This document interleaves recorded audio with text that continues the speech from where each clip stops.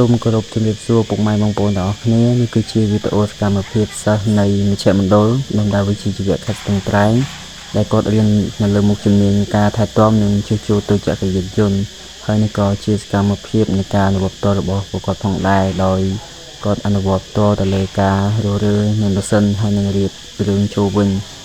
ចំពោះពុកម៉ែបងប្អូនដែលមានចំណាប់អារម្មណ៍នៃចង់រៀនក៏អាចមកចុះឈ្មោះចូលរៀនបានផងដែរឬក៏អាចមកសាកសួរព័ត៌មានខ្លះៗទាក់ទងទៅនឹងមុខជំនាញពុកម៉ែបងប្អូនក៏អាចមកសាកសួរព័ត៌មាននៅមជ្ឈមណ្ឌលផ្ទាល់តែម្ដងដែលមានទីតាំងនៅក្នុងភូមិស្រែពោឃុំស្រះឫស្សីនៅក្នុងខេត្តស្ទឹងត្រែងយើងតែម្ដងដែលមានចម្ងាយពីស្ពានសេកុងយើងឡើងមកលើនេះប្រហែលជា500ម៉ែត្រទេបងប្អូនដែលស្ថិតនៅខាងស្ដាំដៃហើយមួយវិញទៀតពុកម៉ែបងប្អូននៅក្នុងជំនាញនេះផងដែរគឺយើងអនុវត្តច្រើនជាងទ្រឹស្ដីហើយអ្វីដែលសំខាន់យើងមានគ្រូជំនាញដែលគាត់ចាំបញ្យល់ចាំប្រាប់ណែនាំនៅពេលដែលគាត់ផ្លេចឬក៏គាត់ផ្ទៀងផ្ទាត់ត្រង់ណាមួយដើម្បី